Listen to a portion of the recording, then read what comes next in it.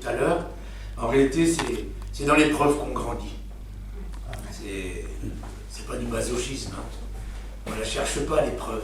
Hein, mais elle arrive. Et c'est jamais comme on la pense, jamais de la façon qu'on la pense. Jamais on imagine que quelqu'un qu'on a été pratiquement 50 ans avec va s'en aller comme ça en 50 jours. Même pas le temps de se préparer.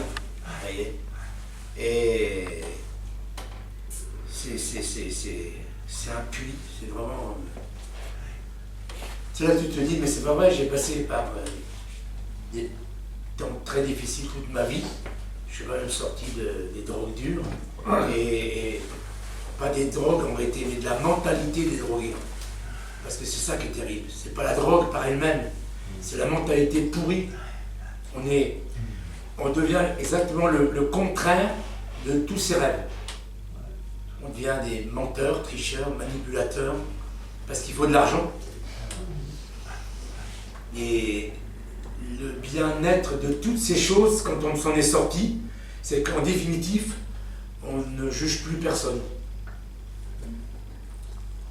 Parce qu'on est passé par des chemins difficiles et on a été de toutes les couleurs.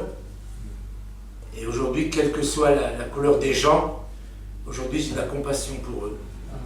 Parce qu'ils sont dans les griffes du diable. Et notre travail, c'est pas de ce que nous disons, c'est ce que nous sommes. Nous sommes la bonne odeur de Jésus-Christ. Amen. Vous voyez ? Il y a 50 ans, je l'ai fait, on pouvait aller dans la rue, prêcher, tout ça, dire aux gens, vous allez en enfer et tout. Aujourd'hui, vous passez pour des débiles mentaux. Hein. Vous voyez ? Maintenant, aujourd'hui, il faut être. Et c'est pas ce que vous allez dire qui va toucher les cœurs. C'est la parole que le Seigneur a mis dans votre cœur pour les gens. Et ça, on ne peut pas le faire si on n'est pas en communion avec Dieu. Le religieux, lui, il a son répertoire. Il est devant telle personne, il parle de telle façon. Je vous donne un exemple.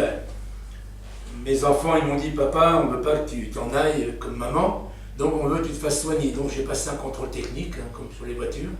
De ma vie, je n'ai jamais vécu ça. Depuis cette année, hein. J'ai été 10 fois chez le médecin, 10 fois piqué partout, vous voyez, et des scanners, des IRM, je dis des, vous voyez, et tout va bien. Amen. Amen.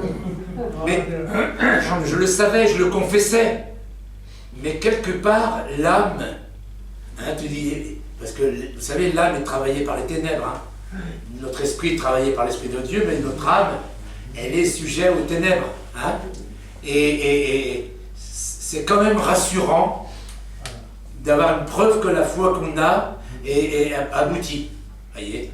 Et je ne veux pas dire la foi qu'on a, parce que ma femme avait autant de foi, voire plus de foi que moi. Voyez. Pourquoi est-ce qu'elle est partie, hein, alors qu'on proclamait tous les deux 1 Pierre 2,24 par les meurtrissures de Jésus-Christ, vous avez été guéris. Il faut admettre qu'on ne comprend pas tout. Et puis aussi, il faut admettre qu'on peut avoir une foi dans l'esprit, mais on peut avoir une foi aussi mentale. On peut faire de la proclamation sans avoir vraiment la conviction. Mais il faut proclamer, hein, jusqu'à temps que ça vienne. Mais on ne sait pas pourquoi. Des gens nous ont précédés. Et j'ai marqué des choses comme ça. La foi est la ferme assurance des choses qu'on espère, la démonstration de celles qu'on ne voit pas dans les Hébreux 11. Or, sans la foi, il est impossible d'être agréable à Dieu. Il faut que celui qui s'approche de Dieu croit que Dieu existe et qu'il récompense ce qu'il cherche. Mais regardez la suite, verset 13. C'est par la foi qu'ils sont tous morts sans avoir reçu les biens promis. On ne dit pas beaucoup ça. Hein. On dit oui, quand ça fait sans ta foi, ou des fois on peut même juger les gens, t'as pas la foi. Là il est mort, il n'a pas la foi. Mais là, sans avoir reçu les biens promis. Mais ils les ont vus et salués de loin. Et ils ont reconnu qu'ils étaient étrangers voyageurs sur la terre. C'est par la foi qu'Abraham a offert son fils, etc. Et quand le Fils de l'homme reviendra sur la terre, dans Luc, est-ce qu'il trouvera la foi sur la terre? Une foi qui n'a pas forcément d'explication. Parce que je peux vous assurer que quand Daniel est parti, tu comprends plus rien. Je dis, mais ça va complètement à l'encontre de tout ce que tu crois. Et c'est bon, parce que ça te permet de ne plus juger les autres. Sinon, on a grandi, nous, dans une équipe de foi. Moi, je suis arrivé à Vie Abondante, on m'a dit, ici, on vit par la foi. Je dis, c'est quoi vivre par la foi? Ils m'ont dit, c'est le contraire de ce que tu fais, toi, tu fais la manche. La foi, c'est s'adresser à Dieu. C'est pas faire une lettre partenaire, la foi. C'est Dieu seul connaît tes besoins. Vous voyez? Et on était une équipe de foi. Donc je suis sorti de l'école biblique, où Jean-Pierre dormait d'ailleurs, et juste à côté, il y avait une agence qui louait des appartements. Je suis rentré dans l'agence, et la dame, elle me dit, vous voulez quoi? J'ai dit, un petit loyer, vraiment un petit loyer, même dans un grenier si c'est possible. Donc j'ai eu un loyer de 200 francs, c'est pas grand-chose. Et la dame, elle me dit, vous allez payer comment? Vous avez de l'argent? J'ai fait non. Vous avez un travail? J'ai fait non. Elle m'a dit, vous allez payer comment? J'ai dit, si vous croyez que je vous paye. Si vous ne croyez pas, je vais voir ailleurs. C'est pas la foi, ça. C'est la foi de la personne. Et quelques années après, elle était venue à une réunion. Elle est repartie, je lui ai donné mon livre. J'étais dans ma grosse audissant. Elle a dit, ah ben j'ai bien fait de vous faire confiance. Mais arrêtez, c'était pas la foi. C'était sa foi à elle. Et vous voyez, avant d'avoir une vraie foi, une vraie paix. Mais quand Dieu un jour m'a dit, je te donne une maison, mais là encore, j'avais pas la foi. Et Annette, elle m'a dit, mais t'es un incrédule. Ça m'a... Qu'une femme me dise t'es un incrédule, ça me motive. Donc, je suis reparti dans la présence de Dieu. J'ai dit, t'as entendu ce qu'elle m'a dit? Et Dieu a répondu, oui, elle a raison. Je te donne une maison. J'ai appelé Daniel au téléphone. Ben, Daniel m'a dit, mais longtemps que j'ai fait les plans. Mais elle n'avait pas fait les plans d'un F3. Elle avait fait les plans d'un F8. 6 chambres. Une salle à manger plus grande que ça, cuisine américaine, salle de bain italienne. Aujourd'hui, c'est une maison, même en France, qui coûte 500 000 € et en Suisse, qui coûte 2 millions. Vous voyez? Alors, c'était pas ma foi à moi. C'était la foi d'Annette, c'était la foi de Daniel, et puis après la foi de ceux qui construisent, puis après la foi du banquier. Alors je vais voir l'agence qui construit les maisons, et la dame, elle me dit, ouais, c'est un peu tordu votre histoire. J'ai dit, bah, écoutez, on va quand même chercher, Et puis la première réponse, c'est non. Impossible. Je retourne dans la présence du Seigneur, ils m'ont dit, toi tu me dis que tu te donnes une maison, eux me disent impossible. Et Dieu me dit, l'or et l'argent m'appartiennent. Retenez-le ça. Les banques qui vous font croire que c'est à eux, non, l'or et l'argent m'appartiennent. Il m'a dit, t'as pas frappé assez haut. Faut que tu tombes au crédit foncier tout en haut. Je retourne vers la personne, elle me dit, mais vous n'êtes pas bien, c'est pas possible. Je dis, je vous demande pas quelque chose de difficile, vous de faire un petit coup de fil. Mais c'est sa foi, elle. Parce qu'elle a osé appeler le banquier tout en haut, qui n'est pas local, qui est régional. Vous voyez? J'arrive dans la présence du banquier, bon, comme un petit coq, là, l'autre il me regarde de haut, c'est qui celui-là, Et je lui dis tout de suite qui je suis, ce que j'ai, je vis avec des dons, et tout de suite il me dit, eh ben c'est pas difficile, on va passer les dons en salaire. Donc sur 50 ans, j'ai 5 mois de salaire. Vous voyez? Et il me dit, écoutez, j'ai pas le droit de faire ce que je vais faire, mais donner les fonds propres, parce que comme ça, si vous ne payez pas, on reprend la maison, on reprend les fonds propres, et puis on s'en sort. Vous voyez? Et il me dit, mon meilleur ami, c'est un pasteur. Vous voyez, Dieu nous conduit là où il faut nous conduire. Tout ça pour vous dire qu'il faut que vous arrêtiez de croire ce que les pasteurs vous font croire. Moi, je suis une anti-star et je suis énervé et fatigué de tous ces mecs qui prêchent et on a l'impression qu'ils ont une foi supérieure et qu'ils sont plus saints que les autres. Dieu a choisi des choses folles du monde pour confondre les sages. Les voleurs et les prostituées vous devanceront dans le royaume des cieux. Voyez? Donc, c'est des cas comme moi que Dieu a choisi. Amen. Et quand on vous fait croire un évangile que vous dites, mais moi j'y arriverai jamais, on vous a menti. Tout est possible à celui qui croit. Tout le monde peut y accéder. Amen. Moi je veux démolir ce système clérical qui nous fait croire que, vous savez, quand je me suis converti, donc je suis rentré dans l'église protestante, après avoir mangé un camembert, et j'étais juste pour écouter les chansons, je ne voulais pas croire, ça ne m'intéressait pas, hein. J'avais été chez les bouddhistes, les Krishna, les mahométans, tout ça, parce que c'était les seuls qui me donnaient à manger, hein. Pour moi, les chrétiens, c'était la même chose, hein. C'était du pareil au même. Je disais, ils sont aussi paumés que moi, hein. Eux, ils n'ont pas la même drogue, mais ils sont aussi paumés que moi. Donc je suis rentré, j'étais une victime. Victime de mes parents, victime des flics, alors qu'en réalité, je les avais tous insultés, et s'ils m'ont frappé, c'était bien fait pour moi. Vous voyez? Maintenant, je ne suis plus victime, je suis coupable. Hein. Donc je suis rentré victime.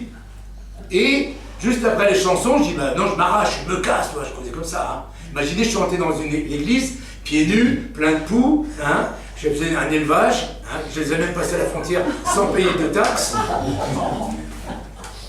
Je ne me lavais pas depuis des mois, donc j'étais très bronzé. D'ailleurs, le pasteur, il a dit, il s'est passé quelque chose dans la vie de Jean-Mi, il a pris une douche. Alors, tous les gens dans l'église protestante, hein. L'homme en noir, habillé avec son petit truc, tout ça, vous voyez, ils me regardaient tous, je sentais très mauvais. Hein, en plus, à Grasse, capitale mondiale du parfum. Le pasteur, il dit, on va faire quelque chose qu'on ne fait pas dans notre église, on va se demander pardon avant de prendre la Sainte Seine. Je dis, ils n'ont pas intérêt à venir vers moi. Hein. Il y en a un qui vient dire, je te demande pardon, du bois, tu n'as rien fait, toi. Et j'entends une petite voix qui me dit à l'intérieur, t'es sûr que t'as rien fait? Je dis, non, moi je suis une victime. Écoutez bien, je ne me suis pas converti parce que je voulais me convertir. L'Esprit de Dieu est descendu sur moi. J'étais transporté en esprit. Et je me suis vu dans toutes les mauvaises actions. Je me suis vu en train de m'engueuler avec la police, en train d'envoyer promener mes parents. J'étais vraiment un sale type. Et j'étais pardon. À qui, je ne sais pas. Vous voyez? Je savais bien qu'il y avait un Dieu, mais il s'appelait Bouddha ou Jésus, je n'en savais rien du tout. Vous voyez? Et j'étais comme ça. Les poids, ils s'en allaient et des démons partaient. Mais eux, ces pauvres protestants, ils pensaient que j'avais une crise de drogue. Ils disent, ça y est, il est en crise, là, ça va pas du tout. Alors après, ils me disent, mais qu'est-ce qui t'est arrivé? Là, j'ai dit, Dieu m'a visité. Alors, j'ai dit, ouais, il ne nous visite pas, il visiterait toi, non, ça va pas la peine. Et j'ai dit, Dieu m'a parlé. Et qu'est-ce qu'il t'a dit? Il m'a dit, je serai pasteur. Premier mot chrétien que j'ai entendu, impossible. Donc, vous voyez, bonjour la foi, bonjour les encouragements, impossible. Le premier mot chrétien. Tout est possible à Dieu, et tout est possible à celui qui croit. D'accord? Et je dis, mais pourquoi vous me dites impossible? T'as pas le bac.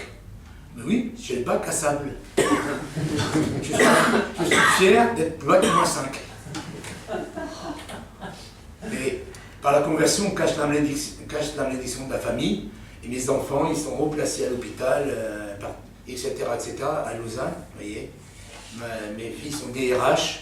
Il y en a une qui est DRH d'un professeur qu'ils ont acheté aux Américains, qui travaille sur la luminothérapie, des choses comme ça. Et c'est elle, c'est elle qui est en contact avec lui. Ils se parlent qu'en anglais, tout ça, vous voyez. Et mes petits-enfants, ils rentrent au gymnase, tout ça, je ne sais pas ce que ça veut dire, mais vous savez, vous voyez. Mais pour montrer vraiment que quand Dieu change, il transforme tout, vous voyez. Et le problème, c'est la foi. Sans la foi, il est impossible d'être agréable à Dieu. Et Jésus a dit dans Luc, est-ce que je retrouverai la foi? Moi j'ai dit pendant des années, oui Seigneur. Mais c'est pas si évident que ça. Vous voyez? Parce que quand vous voyez le contraire, et que vous avez la Bible en main, et vous voyez le contraire, vous allez vous dire ce que vous voulez, vous êtes ébranlé. Quand vous perdez votre conjoint, hein, je suis arrivé en février 73 à Vichy, vous voyez, elle est partie le 22 décembre 2022, vous voyez, ça presque 50 ans, à quelques mois près qu'on se connaissait, vous voyez. Ben, là, je peux vous assurer que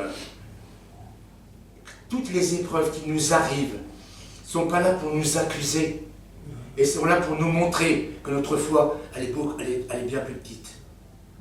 Nous pouvons penser avoir une grande foi, mais non. Moi je dis en rigolant, en France, je ne sais pas si ça se dit ici, j'ai plus les foi que la foi. Les foi, c'est-à-dire la trouille, vous voyez. Mais toutes choses concourent et travaillent ensemble au bien de ceux qui aiment Dieu. Et j'aimerais vraiment qu'on lise un passage dans fin de Acte 11, Acte 15 et début d'Acte 16, pour vous montrer une chose, c'est que Dieu nous conduit pas à pas. Vous voyez, quand j'étais en stage, Jean-Louis Jaillet m'a envoyé dans les Ardennes, avec Gaston Ranseyer, qui est un Suisse, qui est peut-être connu, hein, qui a écrit plusieurs livres, qui est un homme extraordinaire. Et Gaston Ranseyer m'a foutu dehors. Ah, je suis vraiment le mec qu'on fout dehors tout le temps. Hein. Bah oui, je suis atypique, extravagant, inclassable. On ne peut pas me mettre dans un moule. Mais je sais que je suis serviteur de Dieu et que mon Dieu pourvoit tous mes besoins. Mais je ne rentre pas dans le moule. Hein, voyez. Et pendant des années, j'ai traîné ça, une culpabilité. Pourquoi est-ce qu'il m'a fichu dehors? Pourquoi chaque fois ça se termine en queue de poisson? Et en réalité, il n'y a pas longtemps, j'ai compris une chose, que j'avais fait ce que Dieu me demande de faire. Et on va parler de Paul qui arrive, vous voyez, qui lui dit « Passe en Macédoine et secours-nous ». Jamais il aurait imaginé tout ce qui allait se passer, qu'il allait se retrouver en prison, mais pour une famille. Hein. Et je suis allé dans les Ardennes pour une famille, qui s'appelle Yves Michel Gravet. Vous connaissez, ça y est. Et aujourd'hui, je ne sais pas si vous savez, mais Michel m'a dit « C'est ton Dieu, il est vivant, ma fille est muette ». J'ai prié, la fille a parlé. Lui, il fumait 4 paquets de cigarettes par jour. Il m'a dit, si ton Dieu est vivant, et il est tombé dans l'esprit, et il a arrêté de fumer instantanément. Aujourd'hui, ces gens sont à plein temps, ils servent le Seigneur. Ils amènent plein de gens au Seigneur, etc., etc. Et moi, dans ma petite tête, j'étais parti amener un réveil, parti amener une église, voyez. Dès que Dieu commence à nous parler, notre imagination fertile, elle part dans plein de trucs. Ah ben si Dieu me conduit à tel endroit, si Dieu me demande de marier avec telle personne, il va, bon, ça y est, on est parti. C'est pas ça la foi. La foi, c'est faire un pas à la fois. Ça passe un jeu de mots, hein. Un pas à la fois. Vous voyez. Et à chaque fois que votre imagination fertile va avoir la preuve qu'elle s'est trompée, vous allez passer par des temps très difficiles. Parce que ce n'est pas ce que vous imaginez qui va se passer. Mais le plan et la volonté de Dieu, elle se passe. Donc quand j'étais à Vichy, je faisais n'importe quoi, comme d'habitude. J'étais foutu à la porte de Vichy. Hein. Jean-Louis m'a dit, la prochaine fois, c'est la porte. Et il m'a dit, ici c'est la pro ou la valise. Moi j'ai dit, ce sera la valise. Ah, je faisais le malin. Hein. Et quand il est arrivé chez toi, chez ta mère, hein, il est arrivé à la porte, il y a un grand corridor, hein, et je le vois, j'ai dit, j'ai compris, je prends ma valise, je m'en vais. Mais tout ça fait partie du plan de Dieu. Humainement parlant, vous dites, mais le mec il est grillé. Fichu la porte de l'école biblique, fichu la porte de son stage, etc., etc. Voyez.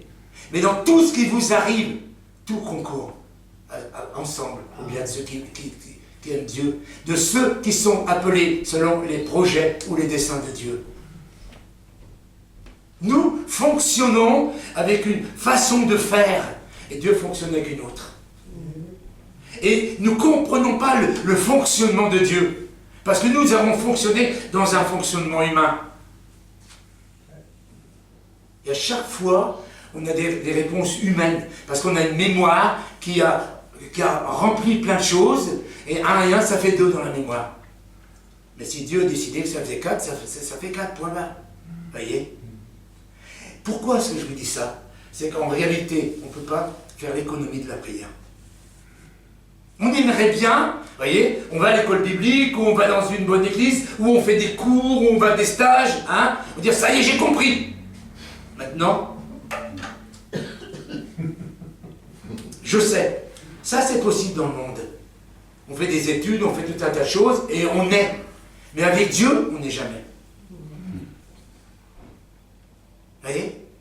Et ça s'appelle de l'orgueil. Voyez? On croit savoir. Et on croit vivre avec son savoir. Mais t'as beau tout savoir, tu sais rien.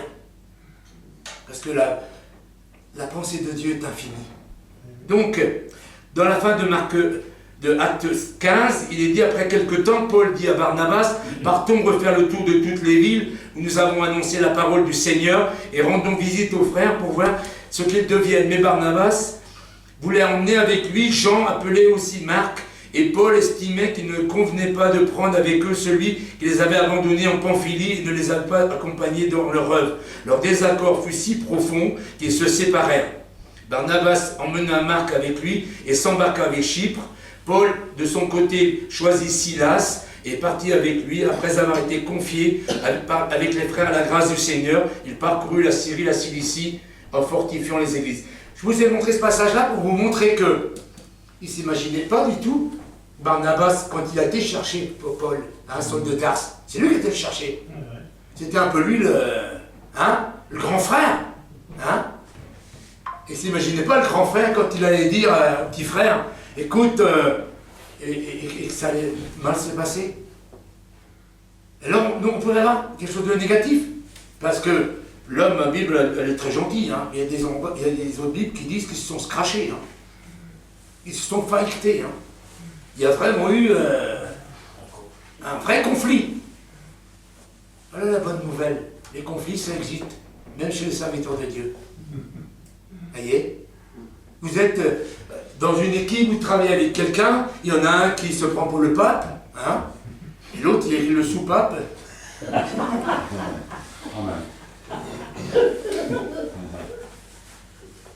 Et ça peut marcher des années. Et puis nous, tout de suite, on dit, ah ben c'est parfait, c'est comme un couple. Mais non, c'est pas un couple. Un couple, il va se battre pour rester ensemble. Mais... Et c'est pas quelque chose de négatif. C'est la volonté de Dieu qui s'accomplit. Au lieu d'avoir une équipe, il y en a deux. Les gens disent, oh, il y a une division. Pourquoi vous ne dites pas, il y a une multiplication? Ah oui? Pourquoi ce mot division tout le temps?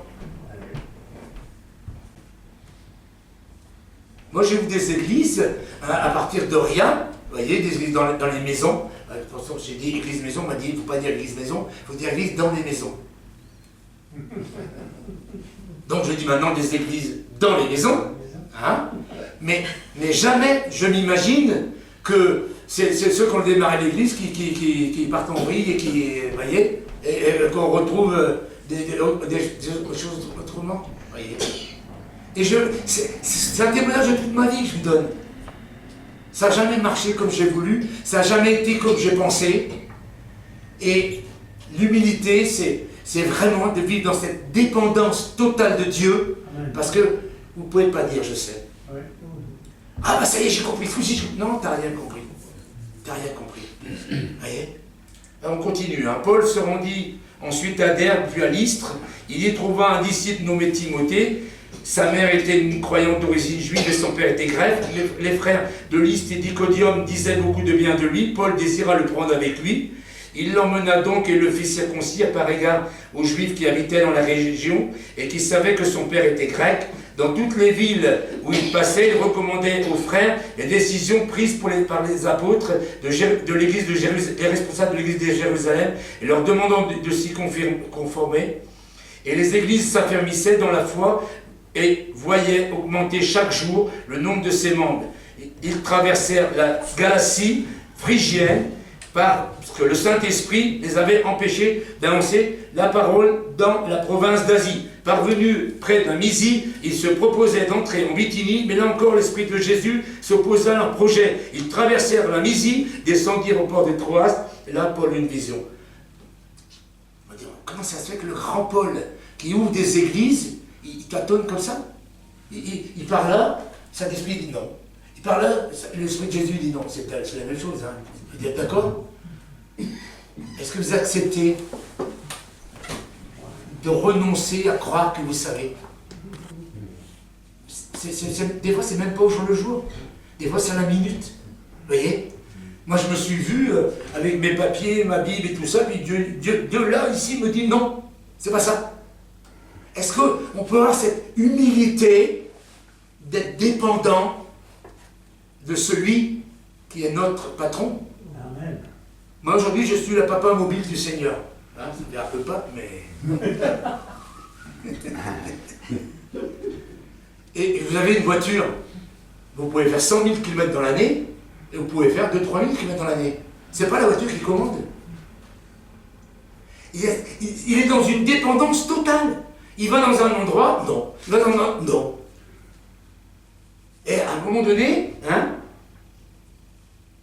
Paul eut une vision, et un Macédonien se tenait devant lui et le suppliait, « Viens en Macédoine et secours-nous. » À la suite de cette vision de Paul, nous avons aussitôt cherché à nous rendre en Macédoine, car nous avions la certitude que Dieu lui-même nous appelait à y prêcher la bonne nouvelle. Vous savez, nous, on lit ce texte en quelques secondes, on ne sait pas le nombre d'heures qui s'est passé. Et là aussi, il faut le dire, hein? Il peut se passer des jours, des semaines, des mois.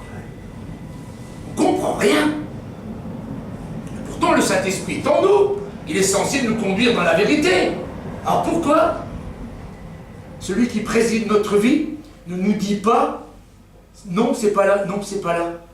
Pourquoi il n'a pas dit à Paul « Tu vas te faire massacrer par les propriétaires de cette dame qui a un esprit de python, et tu vas te retrouver en prison, tu vas être battu, tu vas... » Et vous savez le plus fort, qui montre vraiment que Paul est totalement soumis, il suffisait qu'il dise « Je suis romain ». Et il n'allait pas en prison. Vous vous rendez compte? Non seulement on ne comprend pas ce qui nous arrive, hein, mais là, Dieu lui dit de ne pas dire qu'il est romain. Ça veut dire qu'il va se prendre une raclée. S'il avait dit « Je suis romain », on ne le touchait pas. Et la mission était ratée. Passe en Macédoine et secours-nous. Il ne sait pas ce qu'il faut faire. Il ne sait pas où il faut aller. Et en plus, il n'a pas le droit de dire des choses qu'il a envie de dire. C'est pas plus compliqué que ça, la vie chrétienne. Les grands serviteurs. Les grands serviteurs sont des gens qui sont morts eux-mêmes. C'est tout. Et quand il se passe quelque chose, c'est parce qu'ils ont laissé la présidence à l'Esprit de Dieu. Amen. Vous voyez? Moi, je suis arrivé au Tchad en 91, en 91, parce que quelqu'un avait lu mon livre, il s'appelle Mamita, maintenant il habite en Suisse. Hein, et je vois un peuple, j'avais jamais vu des Africains comme ça. En principe, quand on voit les Africains, on leur voit avec les dents blanches. Et là, j'étais là. Oh, j'avais qu'une envie, c'était de me rebarrer. Et en plus, on était descendu à Sarre par des pistes, vous voyez. Il a fallu des heures et des heures et des heures. Ben, je peux vous assurer, l'homme de foi que je suis, il avait les foi. Il n'avait qu'une envie, c'était de se barrer. Alors, première réunion, donc c'était un groupe de jeunes, 1000 jeunes qui s'étaient réunis. Ils venaient des villages, 100 km aux alentours. Ils s'étaient réunis, ils avaient demandé à Dieu qu'il y ait le réveil. Ils avaient jeûné, prié pendant 1 an, voyez. Et Dieu a dit, va aller chercher le panier là-bas. Hein. Mais moi, j'étais complètement à l'ouest. Hein. Et première réunion, on va être ici, que tu sois les bienvenus, tout. Deuxième, on divise le groupe de 1000 en 4. Et voilà, il faut que je parle. Heureusement, j'ai toujours quelque chose à dire, je suis bavard. Mais j'étais vraiment pas bien dans les souliers. Hein. Et quelqu'un se met à rire. J'étais avant Toronto, hein, attention, hein. 91, c'est pas 94, hein. Voyez? Et pas à rire 2 minutes, hein. C'est des gens qui riaient pendant des heures et des heures. Hein. Je me dis, mais elle se fout de moi, elle est en train de... C'est moi l'homme de Dieu ici. Mais franchement, c'est en 91, hein, heureusement. Hein. Aujourd'hui, j'en rigole. Hein. Mais je me prenais vraiment pour ce que j'étais pas. Hein. Voyez? Et je dis, est-ce qu'il y a quelqu'un ici qui n'a pas été touché? Il y a une personne qui dit, moi. Je dis, bah, j'ai prié pour toi. Enfin, je suis le gros malin, hein, le mec qui est un homme de Dieu. Vous voyez? Et je vais pour prier, bah, elle était là. Oh, bah, je dis, non, non, ma soeur, Dieu ne nous viole pas. Il faut se détendre. Vous voyez? Et le réveil est parti comme ça. J'ai rien fait. Rien fait. Et les gens partout, sans les toucher, sans rien. L'Esprit de Dieu était là, les gens tombaient tout seuls. Et attention, c'était pas du cinéma, il n'y avait personne pour les tenir. Hein. Aujourd'hui, on est là, attention, allez, mettre un oreiller et tout. Et là, vous voyez? Et donc, après la rencontre, ils sont partis dans les villages, dans leur village, et ils se sont dit, ouais, l'homme de Dieu est là, l'homme de Dieu est là. Oui, l'homme de Dieu, il n'était pas bien du tout. Hein. Et j'étais pas bien, j'étais attaqué, le diable m'avait attaqué, j'avais les yeux tout rouges, tout ça, je sais pas ce que c'était, vous voyez, et j'étais pas bien du tout. Et il me disait, dans l'église, il me disait, mais fais seulement une prière, fais seulement une prière. Je disais, merci Seigneur, il est là, le vent de la Pentecôte. Et toute l'église, et on ouvrait les portes de l'église, tous les villages étaient par terre. Alléluia. En train de rire, en train de pleurer. Je suis revenu en France et tout le monde m'a dit au pastorat, il faut parler. Mais moi je disais, mais non, j'ai rien fait, c'est pas moi. Je vous assure, je vous promets, c'est pas moi. C'était pas moi. Faites attention de ne pas piquer la gloire à Dieu. Hein. Vous voyez? Et 30 et quelques années sont passées. Manita, il me met un mot, en 2023, il dit, tu sais, je vous ai même pas demandé qu'est-ce qui s'était passé après, hein, je me suis barré à toute vitesse. Il m'a dit, du réveil sont nés des apôtres, des prophètes, des docteurs, des pasteurs, des évangélistes et tout. Pour vous montrer que ça ne rentre pas dans notre tête. On n'imagine pas qu'on va voir et sentir le vent, qu'on va ouvrir. Et Rémi Chance, qui est notre cousin, qui était à Djamena, a dit des villages fermés à l'évangile musulman se sont convertis. Wow. Amen. Et ce qui m'a touché le plus, c'est qu'on m'a amené vers le chef des villages et on m'a dit il aimerait vous voir. Je vois un homme étendu sur une planche, il faisait 30 kilos, il était tout près de la mort. Il m'a dit, Dieu m'a dit, je ne mourrai pas sans voir le réveil. Maintenant je peux m'en aller. Ça m'a touché. Voyez? Mais Dieu fait ce qu'il veut, avec qui il veut, quand il veut et où il veut. Amen. Le problème, c'est que si je m'étais laissé faire, on m'aurait pris en France pour l'homme de Dieu, et allez, vas-y, refais ce que tu as vécu en Afrique. Et on a voulu nous transporter Toronto, Pensacola, Bataclan. Un réveil n'est pas transportable. Si Dieu fait quelque chose quelque part, et on ne met pas dans une valise, c'est pas de l'eau lourde qu'on se trimballe avec. Mais oui. Et c'est toujours au-delà de ce que nous pensons ou imaginons. Amen. Pour revenir à notre texte, on va un peu plus loin, hein, au verset 16. Un jour que nous nous rendions au lieu de prière, une esclave vint à notre rencontre. Elle avait en elle un esprit de divination, de ses pitons, et ses prédications procuraient de grands revenus à ses maîtres. Elle se mit à nous suivre, Paul et nous, en criant à tue-tête, « Ces hommes-là sont les serviteurs du Dieu très haut, ils viennent vous annoncer comment être sauvés. » Elle fit cela pendant plusieurs jours de suite. À la fin, Paul, excédé, se retourna et dit à l'esprit, « Je te ordonne au nom de Jésus-Christ, sors de cette femme. » À l'instant même, il la quitta. Ce que j'ai aimé dans ce passage, c'est que Vous voyez, moi j'ai fait le petit malin aussi, dès qu'il y avait un petit démon qui se pointait, attention, c'est moi l'exorciste. Sors, nom de Jésus! Vous avez vu le spectacle? Et en réalité, vous savez ce que ça fait? Ça détourne les gens de Dieu pour regarder un spectacle.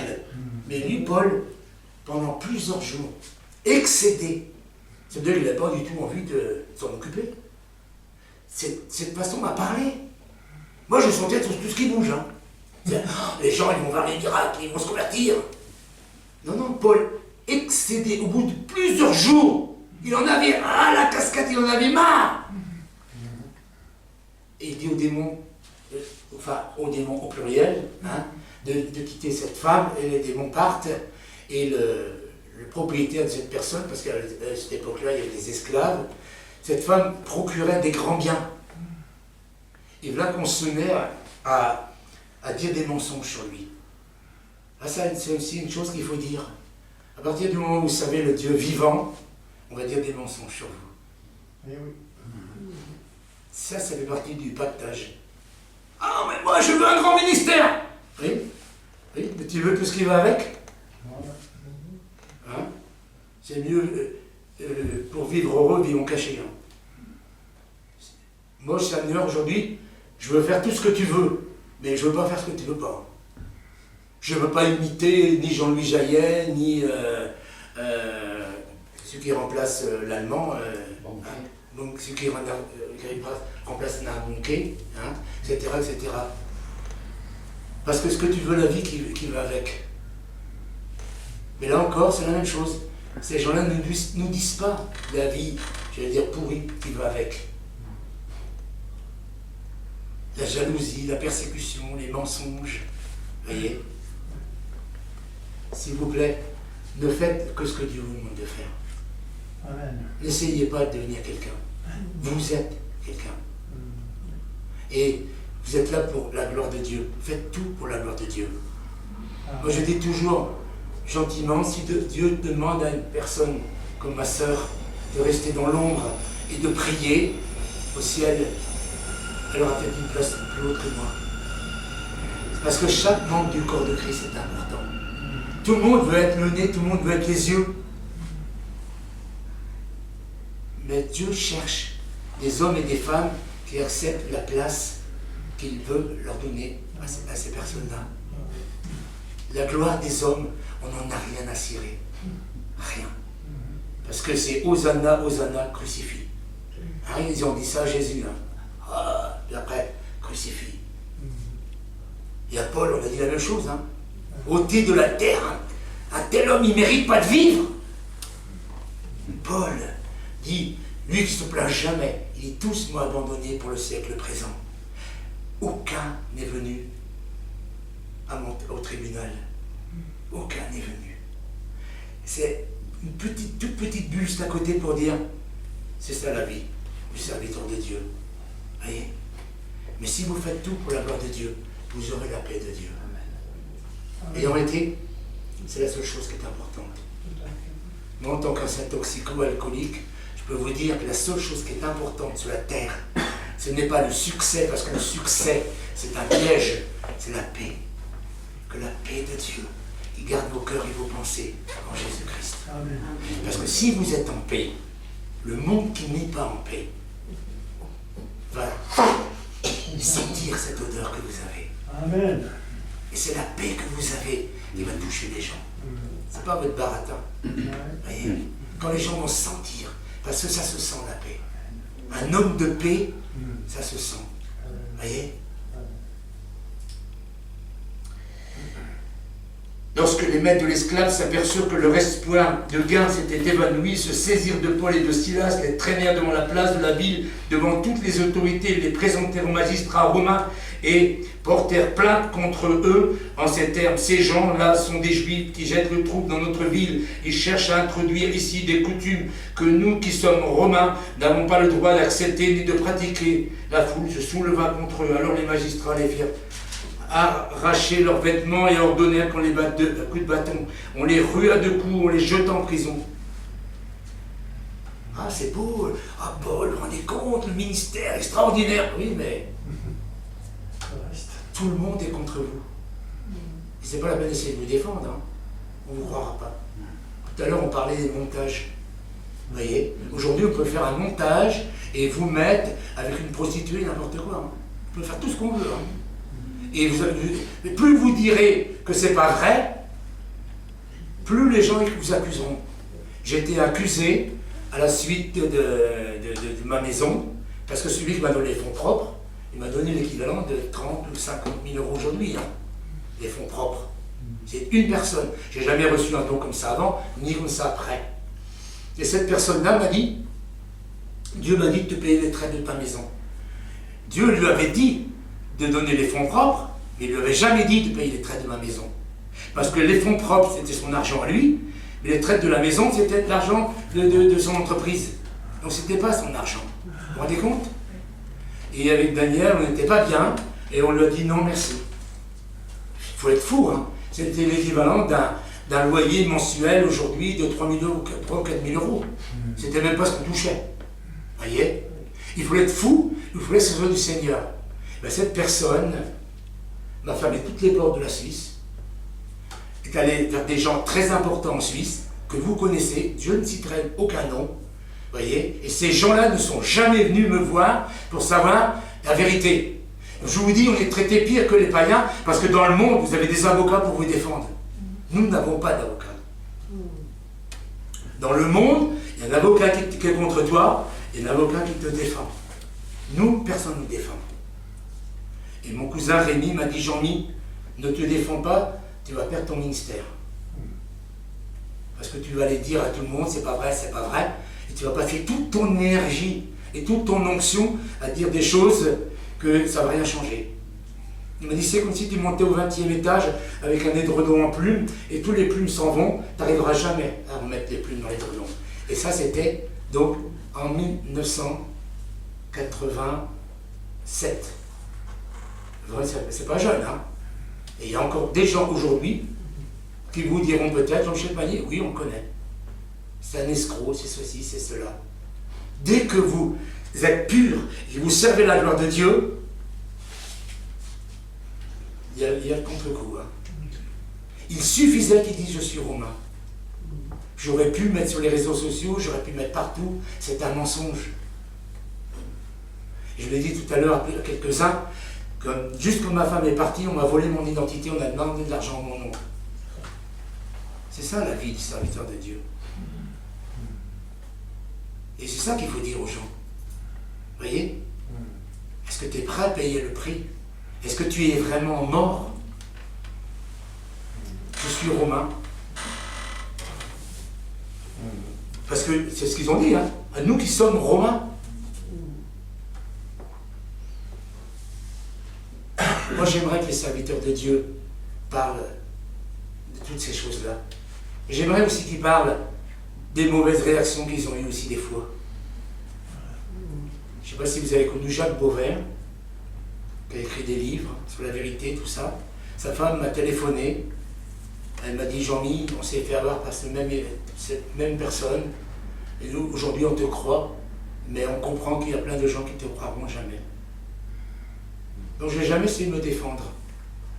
Et je n'ai pas perdu mon ministère, et Dieu a continué d'utiliser. Le problème, il n'est pas dans ce sens-là. Dans ce sens-là, il n'y a pas de problème. C'est dans ce sens-là. Je suis romain. Ah, il était tranquille, mais il désobéissait à Dieu. Passe en Macédoine et secours-nous. C'était pas Lydie la marchande de pourpre.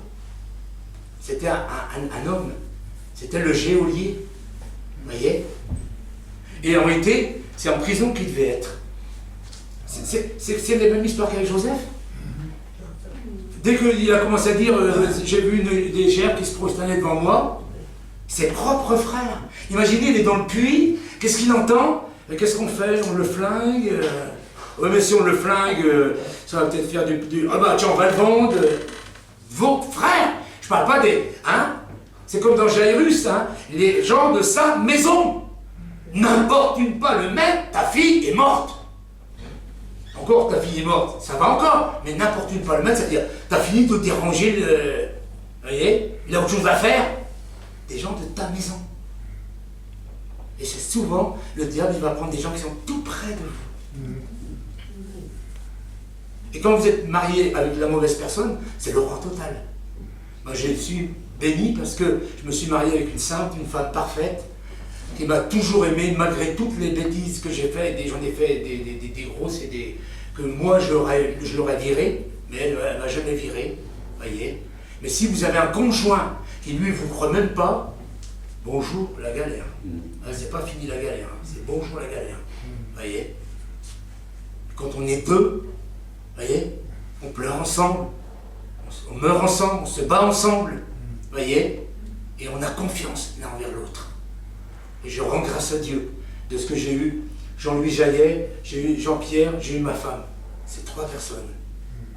Quand j'ai été mis dehors des Ardennes, parce que j'avais amené le réveil, et puis que le monsieur était un théologien protestant, et que ça, il a complètement flippé avec le réveil, parce qu'un réveil, c'est n'importe quoi, hein. C'est Dieu fait ce qu'il veut, hein. Ça n'a rien à voir avec point 1, point 2, point 3. Jean-Louis m'a dit, c'est pas contre toi qu'il en a, c'est contre moi. T'as été le fusible. Et pendant 12 ans, j'ai traîné de la culpabilité. 12 ans.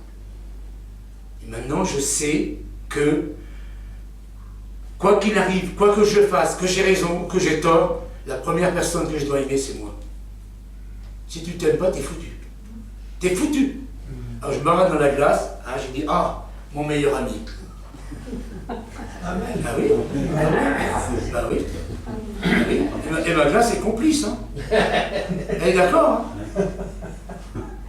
Aime Dieu, aime-toi, aime les autres. Tu ne peux pas aimer les autres si tu ne t'aimes pas. Et qu'est-ce que le diable fait? Il fait tout pour que tu ne t'aimes pas. Et quand il t'arrive des tuiles comme ça, hein, Paul aurait pu dire en prison, mais je ne mérite pas ça. Qu'est-ce que j'ai fait de faux? Où j'ai déraillé? Pourquoi Dieu ne m'a pas dit? Il m'a dit passe en Macédoine. C'est un peu vague, franchement. Vous voyez? Il m'a dit va en Ardennes, il m'a dit va au Tchad, il m'a dit fais ceci, fais cela. Et mes enfants, et Dieu est avec eux, ils me faire des scanners et tout le Bataclan. Et le dernier truc, c'était il n'y a même pas 2 semaines. Je sors de l'hôpital, ça y est, je suis content. J'ai la preuve que je suis en bonne santé, hein, et puis que le diable il aura encore affaire à moi, parce que je l'embête vraiment, je sais que je l'embête. Hein, et je ne sais pas si vous savez, mais la police, je prie pour eux, mais c'est pas ma tasse de thé. Hein. Ils m'ont cassé la figure à 8 sur 1, et j'ai encore des vagues souvenirs. J'étais garé, je vois devant un jeune motard de la police, vous voyez, parle. Je sors de la voiture, je vais vers lui, et c'est qui celui-là là? J'ai dit, ben voilà, on fait un net travail. Il dit, j'ai dit, oui, on aide les gens à aller mieux. Hein? Il s'est senti aimé d'un seul coup. Je lui donne mon bouquin, écoutez bien, il y a 240 pages. Hein. Il prend le bouquin, il l'ouvre comme ça. Hein. Et il m'a marqué Charleville-Mézières. Donc là où j'étais dans les Ardennes. Il dit, mais c'est là, Jacqueline! Vous vous rendez compte? Il y a 240 pages. On parle de 30 et quelques pays. Pas région, pays. Ils tombent juste sur Charleville-Mézières. Le nom Charleville-Mézières. Il n'y a pas de hasard. Et il est parti, on était en amour tous les deux. Dieu m'a changé vis-à-vis de la police, et Dieu a dû changer vis-à-vis de moi aussi, parce que vous savez, je suis un petit peu taquin, je dis, vous savez, je suis été recherché par Interpol. Oui, mais c'est il y a 50 ans. Vous savez que j'avais 3 kilos de hache. J'ai encore un petit truc taquin comme ça. Les gens, ils n'étaient même pas nés. Vous voyez? Je dis, voilà, je suis la preuve que Dieu existe et tout ça. Et en réalité, c'est pas moi qui t'ai recherché, c'est celui qui m'a volé mon passeport. Comme je l'ai dit, je le dis partout. Comment vous pouvez comprendre que le gars qui vous vole votre passeport vous sauve la vie? Comme j'ai eu 4 passeports en une année, l'ambassade ne voulait pas m'en donner d'autres, vous voyez? Et oui, à Katmandou, au Népal, l'ambassade de France m'a dit, monsieur, les drogués vendent leur passeport. Vous ne nous ferez pas croire autre chose. Donc, on ne vous en donne pas d'autres.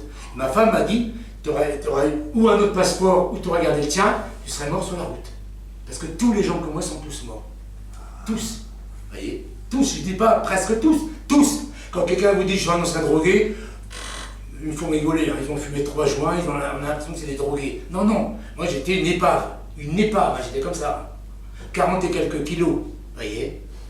Et bien vous vous rendez compte, vous ne pouvez pas imaginer que quelqu'un nous habite dans sa chambre, ce quelqu'un-là aujourd'hui il est mondialement connu, vous regardez sur Netflix, le serpent, 8 épisodes, tous les jeunes connaissent. Et je barre mon passeport. Et l'ambassade se trompe, au lieu de me faire un laisser-passer pour le nord de la France, ils m'envoient pour le sud. Parce que je devais arriver à Grasse et trouver la Grasse à Grasse, à côté de Cannes. Mais toute votre vie, de votre naissance jusqu'à votre mort, si vous faites confiance, vous êtes dans la main de Dieu. Amen. Même avant d'être croyant, Dieu sait exactement le nombre de jours, il sait tout ce qui va se passer.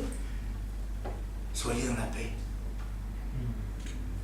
Et la dernière chose que je voudrais vous dire, c'est que ils sont dans la prison et on ne va pas le lire, vous connaissez tous, hein, ils disent, au milieu de la nuit, Paul et Silas se sont mis à chanter. Moi, je me suis posé la question pendant des mois, je me suis dit, pourquoi au milieu de la nuit? Et la Bible ne se trompe jamais. Hein. Il ne nous met pas un détail, c'est pas important. Alors moi, je me dis, bon, bah, peut-être qu'ils ont pensé les blessures, tout ça, mais n'oubliez pas qu'ils étaient des hommes. Hein. Peut-être qu'ils étaient en train de râler aussi. Imaginez pas, moi je dis toujours en rigolant, l'homme de Dieu qui va prêcher, on devrait pendant une semaine installer un magnétophone dans sa bagnole, voyez, et l'enregistrer. Ouais, qu'est-ce qu'il fait Dieu là? Mais avance pas, non, mais c'est pas possible! Il raconte chez sa mère, chauffeur du dimanche! Moi j'aimerais qu'avant que le mec il prêche, je dis attends, on va passer ta semaine sur l'écran là. Arrêtez de croire que l'homme de Dieu, il est parfait. Il marche au mais non, et si Jésus a dit arrière de moi Satan à Pierre, c'est que Pierre est encore sous l'inspiration des ténèbres. Ah, il ne s'adresse pas à Pierre, il s'adresse au démon qui a influencé Pierre. Jusqu'à votre mort, vous aurez des mauvais esprits qui vont vous influencer. Alors je ne veux pas dire qu'ils étaient en train de râler, je n'ai pas le droit, c'est pas écrit. Hein? Mais on ne sait pas ce qu'ils faisaient. Pourquoi au milieu de la nuit? Seulement au milieu de la nuit. Pourquoi c'est pas le bouton appuyé, hein? On me frappe. Alléluia, gloire à Dieu. Arrêtez. Mais arrêtez. Le mec qui vous dit j'ai loué le Seigneur quand on m'a frappé. Il dit oui, mais dis-nous un peu le temps qui s'est passé entre le moment où on t'a frappé et le moment où t'as loué le Seigneur. Allez, un petit peu d'honnêteté devant nous là, hein? Tous ceux qui vont vous parler, vous encourager, sont des gens comme vous. C'est simplement un appel différent. Ne vous laissez pas frustrer. Dites pas le mec, oh, ce qu'il est bien, il est formidable. Oh, il a été dans 85 pays. Vous savez, d'après Jean-Louis Jaillet, mon livre est le livre français chrétien qui a été le plus distribué. Vous voyez? Et je m'en fous. Ce qui est important, c'est le travail qu'il fait. Quand j'ai un gars qui m'écrit depuis la Guyane, qui me dit voilà, je travaille avec Samuel Peter Schmitt, c'est moi maintenant qui dirige la Guyane pour porte ouverte, vous voyez. J'ai lu ton livre en prison à Strasbourg, quand des gens qui ont lu mon livre partout, vous voyez. Mais c'est pas ça qui doit nous donner des titres, des médailles. Vous savez, quand vous voyez les soldats, au débarquement, je ne sais pas si ça a vu, il y en a qui a 104 ans, il faut le faire. Hein. Parce qu'avoir 104 ans, c'est une chose, mais se déplacer des États-Unis pour venir, chapeau, hein. Mais j'étais parti de... Vous voyez? Mais moi, j'avais envie de leur dire à ces cas-là, vous êtes des bénis, hein. Et rien que sur la plage, 5000 sont morts. Ils avaient 18 ans, ils avaient 20 ans. Vous êtes des bénis. Et puis c'est eux qui reçoivent la médaille. Vous voyez? C'est eux qui ont été honorés. Le monde n'est pas très juste. On n'honore pas forcément ceux qui doivent être honorés. Vous voyez? Alors vous vous regardez dans la glace, vous dites, je suis le serviteur du Seigneur. Je suis membre du corps de Christ. Dieu m'a appelé. J'ai une place dans le corps. Et si je ne fais pas ma place et ma fonction, vous voyez? Pourquoi? La jalousie, c'est qu'une frustration. L'orgueil, c'est qu'un complexe d'infériorité.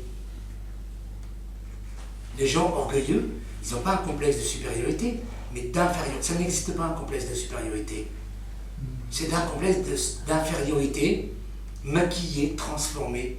Vous voyez, il y a des gens qui ont un complexe d'infériorité, ça les détruit, puis d'autres, ça les... Vous voyez, pas regarder celui qui s'est battu avec David. Hein. Il avait un gros complexe d'infériorité. Hein. Il croyait qu'il faisait 3 mètres 50, je ne sais pas combien. Hein. Qu'est-ce qu'il a dit, David? Toi, tu viens avec la lance, le javelot, ta force. Moi, je viens au nom de l'Éternel des armées. Et je vais te tuer. Vous voyez? Celui qui est en vous est plus grand et plus fort que celui qui est dans le monde. Et dans toutes les situations, dans toutes les épreuves, laissez la présidence au Seigneur. Je ne vous dis pas que c'est instantané. Je ne vous dis pas que Paul et Silas se sont, dès qu'ils sont en prison, gloire à Dieu, alléluia, Seigneur, on est là, on ne sait pas pourquoi on est là, mais certainement que la prophétie va s'accomplir ici. Peut-être oui, peut-être qu'ils murnaient, peut-être qu'ils étaient, vous voyez, arrêtez de voir l'homme de Dieu comme quelqu'un qui réagit au problème. Même Paul dit, je cours vers le but, et je ne l'ai pas atteint. Voyez, nous ne sommes pas Christ. Christ est en nous. Et Christ prend de plus en plus de place. Nous sommes transformés de gloire en gloire à l'image de Jésus-Christ. Amen. Mais osons dire qu'il y a encore du chemin à faire. Que Dieu vous bénisse. Amen. C'est beau d'avoir 73 ans, on est plus humble qu'à 20. Et je me réjouis d'avoir encore 20 ans de plus, parce que je serai encore plus humble.